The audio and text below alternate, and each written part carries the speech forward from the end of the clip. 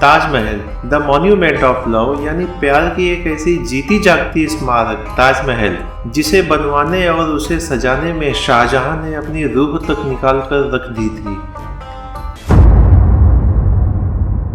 ताजमहल दुनिया की अब तक सर्वश्रेष्ठ मकबरों में से एक है। ताजमहल बनाने के पीछे दफन है बहुत सारे राज, त्याग और बलिदान। यह उत्तर प्रदेश के आगरा में स्थित हाथीदांत सफ़ेद संगमरमर से बनी प्यार की एक जीती जागती स्मारक है। यह दुनिया के 7 अजूबों में से एक मानी जाती है। तो आइए संक्षेप में जान लेते हैं ताजमहल का इतिहास। 16वीं शताब्दी में इस मकबरे का निर्माण मुगल सम्राट जहांगीर के पुत्र मुगल बादशाह शाहजहां ने अपनी सबसे अजीज पत्नी मुमताज महल के निधन के बाद उन्हें श्रद्धांजलि देने के रूप में करवाया था।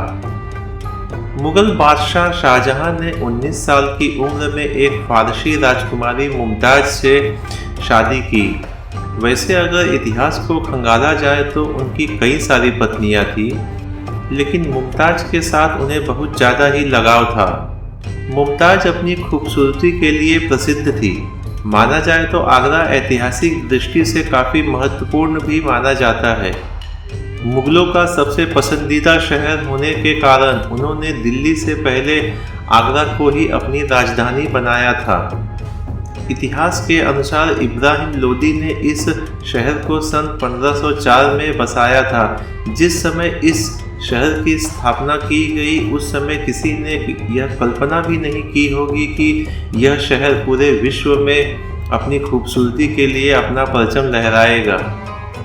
ताजमहल जिसे बनाने के लिए बगदाद से कारीगर बुलवाए गए जो पत्थर पर घुमावदार अक्षरों को तराश सकते थे। इसी तरह बुखारा शहर जो मध्य एशिया में स्थित है, वहां से जिस कारीगर को बुलवाया गया वह संगमरमर के पत्थर पर फूलों को तराशने में निपुण था।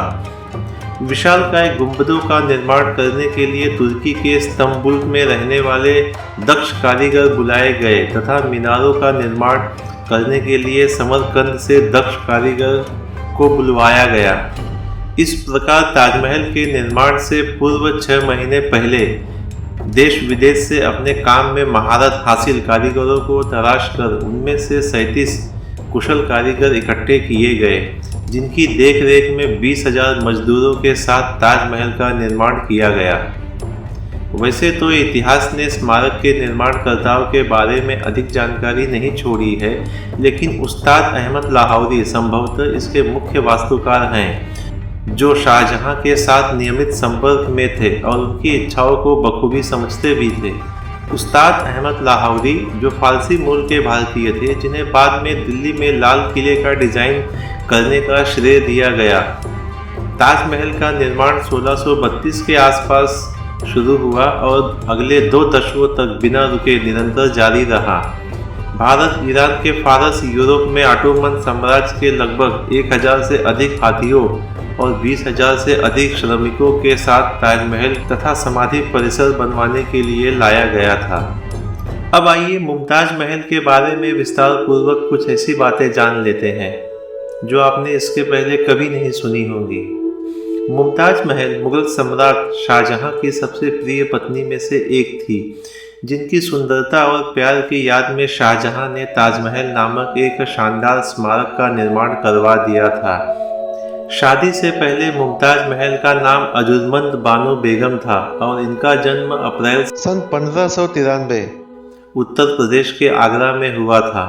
मुमताज महल अब्दुल हसन असफ खान नामक एक फारसी की बेटी थी, जिनको महान मुगल सम्राट जहांगीर के वजीर के रूप में सेवा करने का अवसर मिला था और संयोगवश हसन असफ खान की बहन नूरजहां सम्राट की पत्नी बन गई। जैसा कि इतिहास और किंवदंतियों यानी सुनी और पढ़ी गई कहावतों से पता चलता है कि अजुर्मंद बानो एक पवित्र मुस्लिम लड़की थी जो अत्यधिक सुंदर और सर्वगुण संपन्न महिला थी। मुमताज महल प्रसिद्ध मीना बाजार, जो हरम से जुड़ा हुआ निजी बाजार था, उसमें अपनी दुकान पर रेशम और कांच के मोती बेचा करती थी। तो यहाँ पर आपको मैं हरम का मतलब बता दूँ कि हरम का मतलब होता क्या है। शायद आजकल के लोग नहीं जानते होंगे हरम का क्या मतलब होता है। हरम किसी एक पुरुष की अनेक स्त्रियों के रहने के उस स्थान को कहते हैं जहां अन्य मर्दों का जाना वर्जित होता है। यह प्रथा मध्य पूर्व से शुरू हुई और अब पाश्चात्य सभ्यता में इसे उस्मानी साम्राज्य से जोड़कर देखा जाता है। तो हरम का मतलब आप समझ गए होंगे कि हरम का मतलब क्या होता है।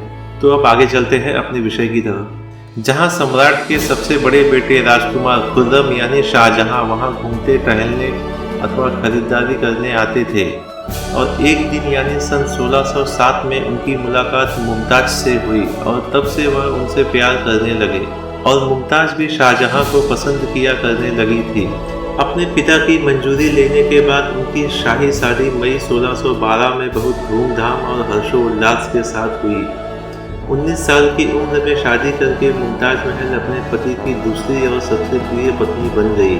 अपने पिता जहांगीर के सिंहासन पर बैठने के बाद राजकुमार खुर्रम को शाहजहां के नाम से जाना जाने लगा था। मुमताज के लिए उनका प्यार इतना था कि उन्होंने अजुर्मंद बानो को मुमताज महल का नाम दे दिया, जिसका अर्थ होता है हिंदी में महल का प्यारा आभूषण।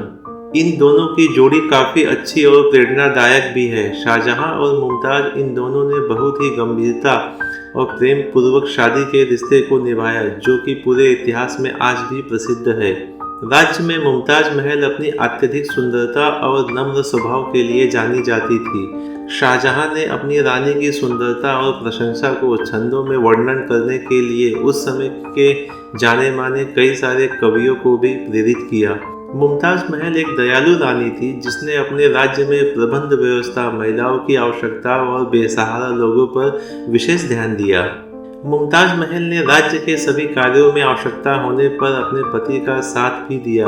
मुमताज को अपने विश्वसनीय साथी के रूप में सम्मानित करते हुए शाहजहां ने उनके नाम पर शाही मुहर, मुहर उजा, आगरा के खास महल इत्यादि जैसे शानदार महल का निर्माण करवाया। मुमताज महल ने कुल 14 बच्चों को जन्म दिया, जिनमें से 7 बच्चे जन्म के समय में ही मर गए थे। उनके बच्चों में शाहजहां दारा शिकोह को भविष्य के शाही शासकों में शामिल किया गया, जो अपने भाई और अगले मुगल वंश के सम्राट औरंगजेब से पराजित हुए थे।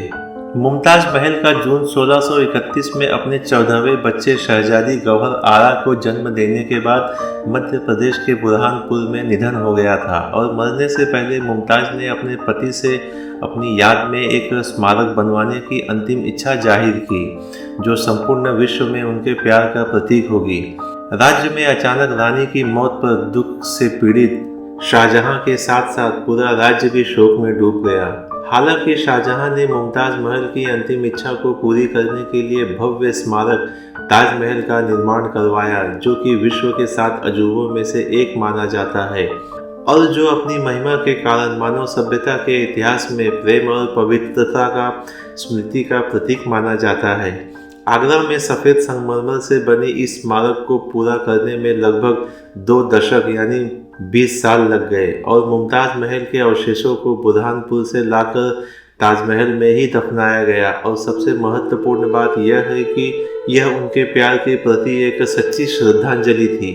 अब आइए मुमताज महल के निधन के बारे में विस्तार पूर्वक जान लेते हैं।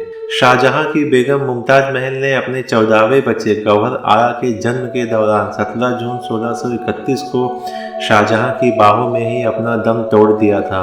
मुमताज अपनी 19 साल के वैवाहिक जीवन में 10 साल से ज़्यादा समय तक गर्भवती रही। आइए उनके बारे में कुछ और सुनी और अनसुनी तथ्यों को जान लेते हैं। दिनांक 17 मई 1612 को मुमताज महल और शाहजहां की शादी हुई। उन्होंने कुल 14 बच्चों को जन्म दिया। इनमें से 8 लड़के और 6 लड़कियां थीं। इनमें से सिर्फ 7 ही जिंदा बचे थे। शादी के बाद मुमताज महल ने लगातार 10 बच्चों को जन्म दिया।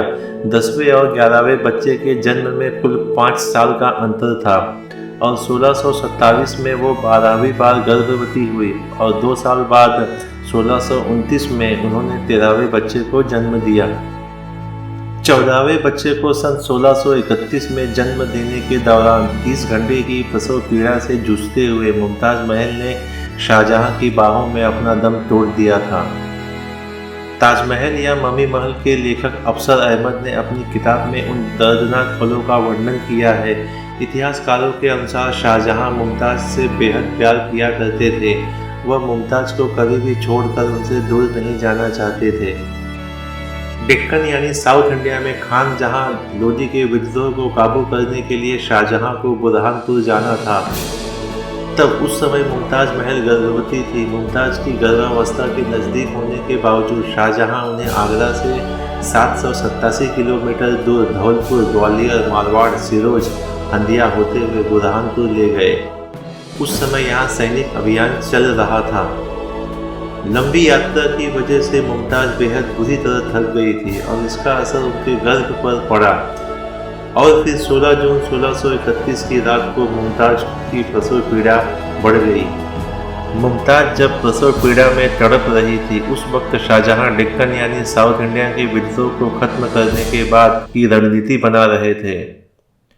उन्हें मुमताज की खराब हालत की सूचना मिली, लेकिन इस दौरान वह मुमताज के पास नहीं गए। उन्होंने अपने दरबानों से दाइयों को भेजने के निर्देश दिए। मुमताज महल मंगलवार की सुबह से बुधवार की आधी रात तक दर्द से बुरी तरह परेशान रही। उस वक्त शाही हकीम वजीर खान भी उनके पास मौजूद थे। वह इसके पहले भी कई बार प्रसव के दौरान मुमताज महल के साथ रह चुके थे। 30 घंटे की लंबी जद्दोजहद के बाद मुमताज ने आधी रात को एक बेटी को जन्म दिया, जिसका नाम बाद में गौहर आरा रखा गया। लेकिन मुमताज बेहाल थी। बच्ची को जन्म देने के बाद वो बुरी तरह से कांपने लगी और उसकी पिंडलियां ठंडी पड़ने लगी।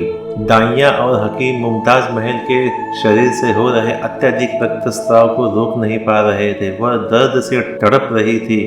इधर शाहजहां ने अपने कमरे से कई संदेशवाहक भेजे, लेकिन दोबारा कोई भी लौट कर नहीं आया। रात काफ़ी हो चुकी थी, आधी रात से ज़्यादा का वक्त हो चुका था। तब शाहजहां ने खुद ही हरम में जाने का फैसला किया। तभी उनके पास दूत से संदेश आया कि बेगम अब ठीक है, लेकिन काफ़ी थकी हुई है। एक बच्ची को जन्म देने के बाद मुमताज महल गहरी नींद में चली गई है, इसलिए उन्हें कोई भी परेशान न करे। अपने दरबान से यह सूचना मिलने के बाद शाहजहां भी सोने चले गए अपने कमरे में।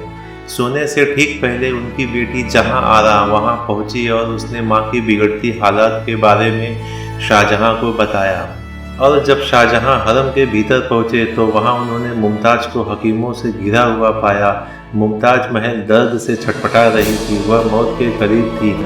शाहजहां के भीतर पहुंचते ही शाही हकीम को छोड़कर बाकी तमाम लोग कमरे के बाहर निकल गए। शाहजहां की आवाज़ सुनकर मुमताज ने अपनी आंसू भरी आंखें खोली और शाहजहां मुमताज के सिरहाने के पास बैठकर एकटक उन्हें निहारने लगे। लेकिन विधि को कुछ और ही मंजूर था और अंत में उनकी गोद में ही मुमताज महल ने अपनी आखिरी सांस ली और इस तरह एक सफल प्रेम कहानी का दुखद अंत हो गया। सच मानो तो यह सब लिखते लिखते मेरी आंखें भी नम हो गई। ताजमहल का डिजाइन और निर्माण। मुमताज महल के सम्मान में मकबरे का नाम ताजमहल रखा गया। मकबरे का निर्माण सफ़ेद दूधिया संगमरमर से किया गया था, जिसमें कीमती पत्थर, जेड क्रिस्टल, लापसी, लुजली, नीलम और फिरोजा जड़े हुए थे। इसका केंद्रीय गुंबद 240 फीट यानी 73 मीटर की ऊंचाई तक पहुंचता है और चारों कोनों में खड़ी मीनारों से घिरा हुआ है। मकबरे में धनुषाकार प्रवेश द्वार पर कुरान से कुछ छंद सुलेख में अंकित किए गए थे। मकबरे के अंदर एक अष्टकोणीय संगमरमर का कक्ष नक्काशी और कीमती पत्थरों से सुसज्जित है, जो कि मुमताज महल की नकली कब्र है। उसके वास्तविक अवशेषों वाली असली कब्र बगीचे के स्तर पर नीचे रखी गई है।